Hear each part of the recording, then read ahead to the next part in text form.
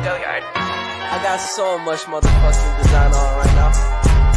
Break it down, bring it back, make it clap. I got 3 old thoughts, new block, where that thing. Bitches on my line, and you know they come straight. What it not, 45, scope it down.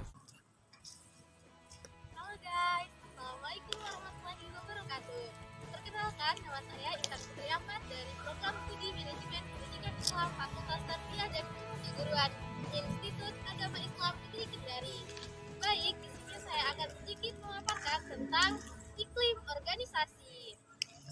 I got 3 old thoughts, new block, where that thing. Bitches on my line, and you know they come straight. What it not. Jadi teman-teman udah tahu belum apa sih itu iklim organisasi?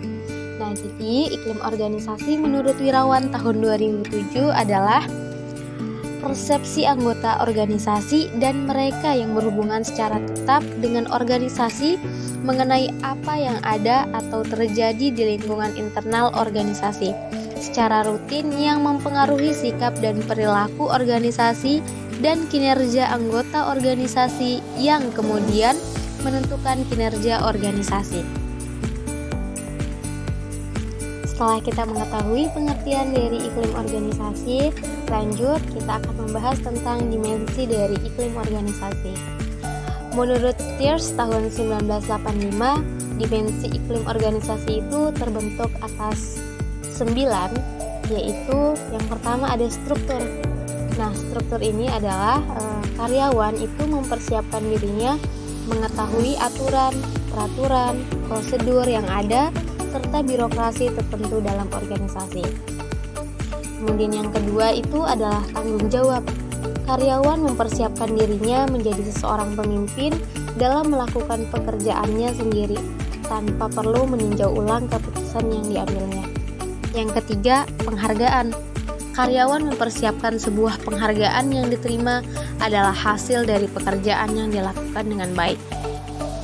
Yang keempat, kehangatan. Karyawan melihat keseluruhan persahabatan yang terbentuk dari interaksi kelompok sosial secara informal di dalam organisasi. Yang kelima, dukungan. Karyawan melihat pemberian bantuan yang dilakukan berdasarkan pada hubungan timbal balik antara atasan dengan bawahan. Yang keenam, standar. Karyawan melihat standar kinerja yang dinyatakan secara implisit dan eksplisit dalam organisasi. Yang ketujuh, konflik. Karyawan melihat sebuah konflik terjadi karena adanya perbedaan pendapat dari masing-masing anggota di dalam organisasi. Yang kedelapan, risiko. Karyawan melihat risiko kerja dapat terjadi dalam organisasi. Salah satu penyebab terlihat pada jenis pekerjaannya. Jenis pekerjaan tersebut mempengaruhi besar kecilnya risiko yang didapat. Yang kesembilan, identitas. Karyawan melihat dirinya merasa memiliki perusahaan serta menjadi anggota dalam sebuah tim kerja.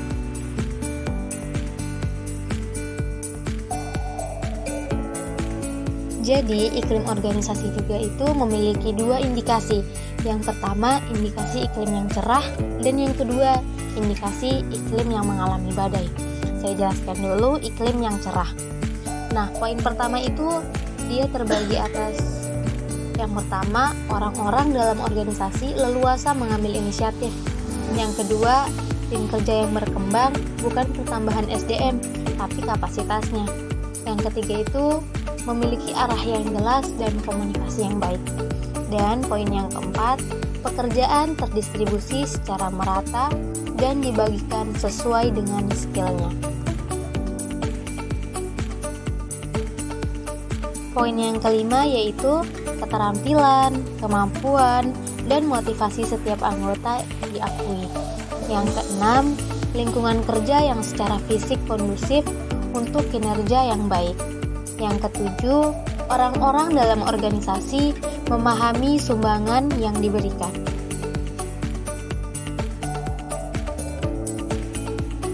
Kemudian indikasi iklim yang mengalami badai. Yang pertama itu adanya pengkotak-kotakan atau kelompok-kelompok. Jika merasa di dalam organisasi ada pengkotak-kotakan atau kelompok-kelompok, itu akan mengakibatkan kita akan merasakan terperiksi atau atau saling tidak mengapresiasi. Dan akibat berikutnya juga pemahaman yang kecil tentang peran-peran. Poin kedua itu terjadi konflik, pertentangan tujuan dan pencampur adukan organisasi, entah itu tujuan pribadi, kekeluargaan, bahkan kelompok. Nah, poin ketiga itu pekerjaan tidak terbagi secara merata. Ini juga terjadi karena perkelompok-kelompokan,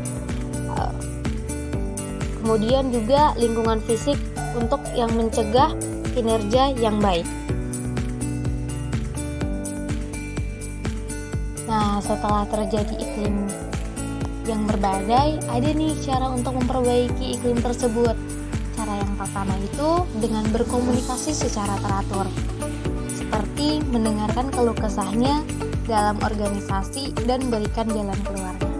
Jadi ketika ada seorang karyawan yang mengalami masalah tentang pekerjaannya, maka dengarkan keluh kesahnya, kemudian berikan jalan keluarnya.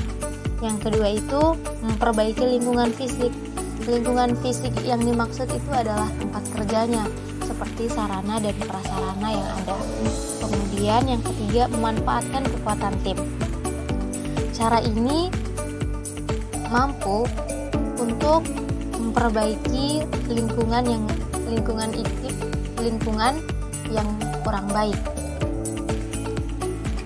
Nah, dengan memanfaatkan kekuatan tim juga kita akan bisa bekerja semaksimal mungkin dan secara efektif serta efisien.